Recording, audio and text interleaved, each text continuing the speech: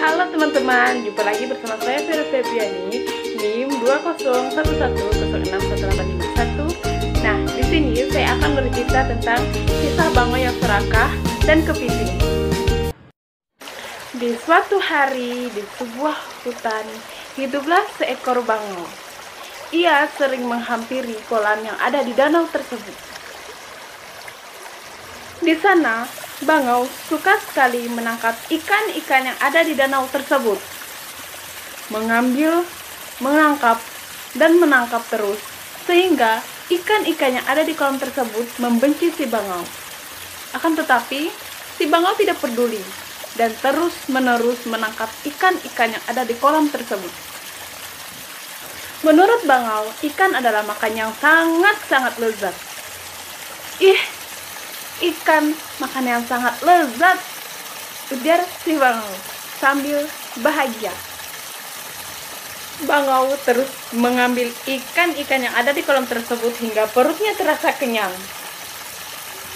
Setiap Bangau lapar, ia akan kembali ke kolam tersebut, mengambil ikan-ikan untuk dimakan, dan terus-menerus seperti itu hingga perut Bangau kenyang. Setelah kenyang, Bangau akan bermain dan beraktivitas mengelilingi hutan-hutan. Dan ketika lapar, Bangau akan kembali ke kolam tersebut. Ketika perut Bangau terasa lapar, Bangau tersebut akan kembali ke kolam.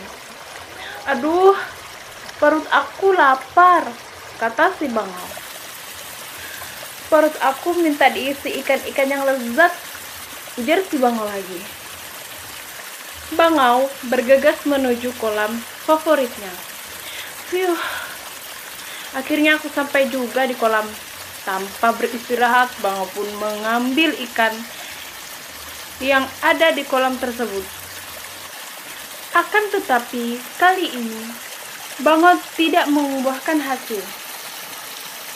Karena ia terasa lemas, seringkali dia terjatuh dan masuk ke dalam kolam.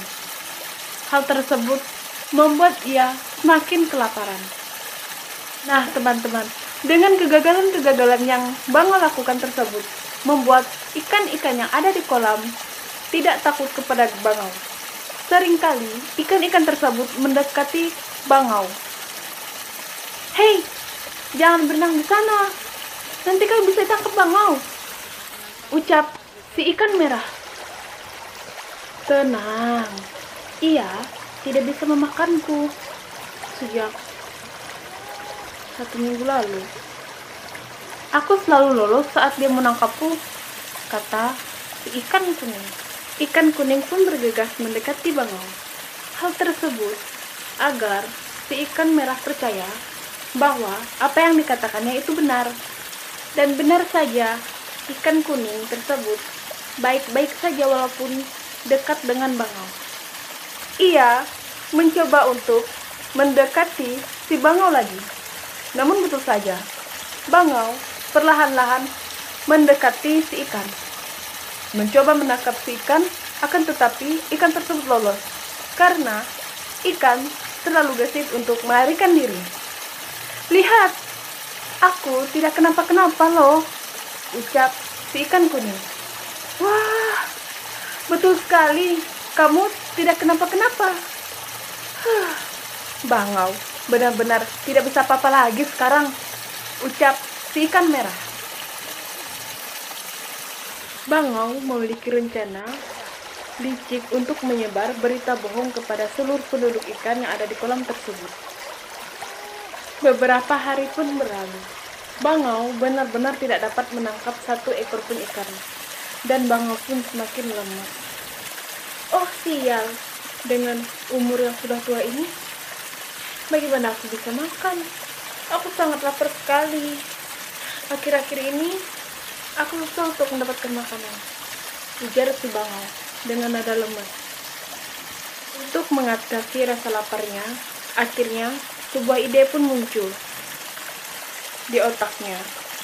Ia merencanakan sesuatu agar bisa makan ikan yang ada di kolam tersebut tanpa perjuangan untuk menangkapnya. Aku tahu aku harus apa," ucap si Bangau. Bangau pun memulai melancarkan rencananya dengan menuju sisi kolam. Ia duduk dengan menunjukkan ekspresi wajah yang sedih dan tidak tertarik untuk menangkap ikan di kolam tersebut. Penghuni kolam lainnya, baik ikan, kepiting, dan kakak, saling berbincang. Mengapa si Bangau tidak menangkap ikan yang ada di kolam tersebut? Wah, Bangau terlihat sedih, ucap si ikan merah. Mungkin dia lapar, ucap si ikan kuning. Apakah ia akan mati? Tanya si ikan merah. Entahlah, jawab si ikan kuning. Halo Bangau tua, apa yang sedang terjadi? Kok terlihat sedih? Ucap kepiting. Aku mendengar berita buruk tentang kolam ini, tutur Bangau dengan nada sedih. Berita buruk? Apa itu? Tanya si kepiting. Ayolah, jika ini tentang kolam, kami perlu tahu. Kami tinggal di sini juga, ucap si kepiting. Oke, aku beritahu, ucap si Bangau. Aku mendengar kabar bahwa kolam ini akan segera kehabisan ikan, di mana itu adalah makananku selanjutnya, ucap si Bangau. Tidak ada ikan. Kenapa? Ucap si kepiting. Aku mendengar omongan orang-orang dengan kondisi kolam dengan lumut dan menanam tanaman di sini, jelas Bangau. Ya ampun, itu sangat buruk sekali. Aku harus beritahu yang lain, ucap kepiting sambil pergi menghampiri teman-teman yang ada di kolam. Kepiting pun langsung memberitahu kabar dari Bangau tersebut kepada teman-temannya. Apa? Buruk sekali, ujar si ikan kuning. Lalu, kini kita harus apa? Ujar si ikan merah, berkata dengan nada ketakutan. Kini semuanya khawatir dan sedih, akan tetapi semuanya tidak tahu akan berbuat apa. Mendengar berbagai kekhawatiran penghuni kolam, Bangau pun bergegas menghampiri mereka. Jangan panik semua ini ada jalan keluarnya, seru Bangau saat menghampiri penghuni-penghuni kolam yang sedang panik. Apa maksud Bangau? Tanya ikan kuning. Aku punya solusinya. Aku tahu kolamnya aman, namun letaknya sedikit jauh, papar si Bangau. Oh, aku setuju. Tolong bawa kami ke sana, ucap salah satu ikan yang ada di sana. Akhirnya, semua ikan yang ada di kolam tersebut setuju oleh idenya si Bangau. Aku punya beberapa syarat, kata si Bangau. Apa? Jawab si ikan kuning. Aku harus beristirahat di perjalanan karena umurku yang sudah tua, jawab si Bangau. Oh, tidak apa-apa, aku setuju, ucap para ikan yang ada di kolam tersebut. Setelah semuanya setuju, di keesokan harinya, Bangau pun mulai membawa ikan-ikan ke dalam kolam yang baru yang dijanjikannya.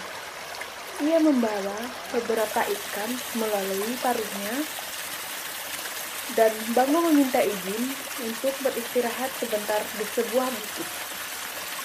Saat mendarat dari terbangnya, Bangau tiba-tiba melempar yang ada di paruhnya dan langsung memasukkannya ke dalam mulut untuk dimakan. Para ikan pun kaget, namun mereka tidak bisa berbuat apa-apa.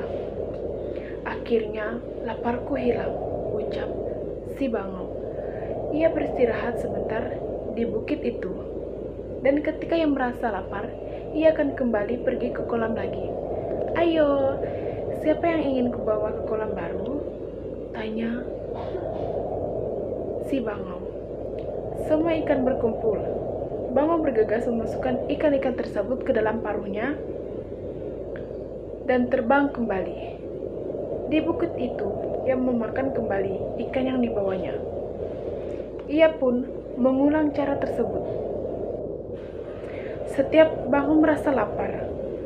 Cara tersebut membuat bangau mendapat makanan tanpa perlu untuk repot-repot lagi berburu ikan yang ada di kolam tersebut. Kini, bangau terlihat lebih sehat dan lebih berisi. Saat bangau kembali ke kolam, kepiting pun menghampirinya. Dan ia langsung berkata, "Mohon bawa aku juga ke kolam itu." Bangau terdiam sebentar, lalu bergaung kecil. "Waktu yang tepat untuk aku mencoba makanan baru." "Oh, oke, aku akan membawa kau di perjalanan berikutnya," ucap si bangau dengan nada bahagia. Keesokan harinya, bangau langsung membawa kepiting untuk menuju ke kolam barunya. Kepiting naik di atas badan bangau. Keduanya terbang berhari-hari sampai kepiting kelelahan dan bertanya, "Berapa hari lagi kita akan datang di kolam baru?" kata si kepiting. Sang bangau pun tahu kalau kepiting adalah hewan yang polos dan tidak akan tahu akan rencana jahatnya. "Kau bodoh, tidak ada kolam lain di sekitar sini. Aku membuat rencana ini agar bisa memakan kalian semua," jawab si bangau. "Karena kau harus bersiap untuk kehilangan nyawamu, karena aku akan siap menyantapmu," lanjutnya. Bangau langsung terbang cepat menuju bukit yang biasa ia singgah untuk memakan kepiting. Namun, tanpa ia sadari, kepiting murka atas niat jahatnya. Kepiting pun perlahan maju menuju leher si bangau. Tangannya bersiap untuk mencekik leher si bangau. "Aku tidak akan mati seperti ini. Bangau egois," ucap si kepiting. Tanpa ragu, capit kepiting yang tajam langsung mencekik leher bangau tersebut. "Ah, sakit," ucap si bangau. "Ini akan lebih sakit lagi," kata kepiting yang langsung bergegas mencengkram capitnya dan mematahkan leher si bangau. "Ah, sakit," ucap si bangau. "Tolong, sakit," ucap si bangau lagi, berteriak. Pada akhirnya, bangau terjatuh di sembarang tempat. Ia pun kehilangan nyawanya. Kepiting yang jatuh bersamanya langsung bergegas meninggalkan bangau. "Rasakan itu, egois," ucap si kepiting sambil meninggalkan bangau. Kepiting kembali menuju kolam. Sesampainya di sana, ada ikan kuning, ikan merah, dan katak. Ia sedang berkumpul menunggu giliran untuk dijemput si bangau. "Hai kawan-kawan," ucap si kepiting. Mereka semua kebingungan. "Loh, kok kamu ada di sini? Bukannya kamu sudah pergi ke kolam baru bersama bangau?" Bangau kemana?" tanya ikan kuning bertubi-tubi. Teman-teman, selama ini kita telah ditipu dan dibohongi oleh bangau. Sebenarnya ia tidak mengantar ikan-ikan itu ke kolam. Ia memakannya," jelas si kepiting. "Aku hampir saja dimakannya. Namun, aku tidak mau dan mencekik dia hingga mati," lanjutnya. "Kepiting, kau sangat cerdas sekali. Terima kasih banyak kepiting. Kamu telah menyelamatkan kita semua yang tersisa di kolam ini dari kejahatan si bangau," ucap si ikan merah.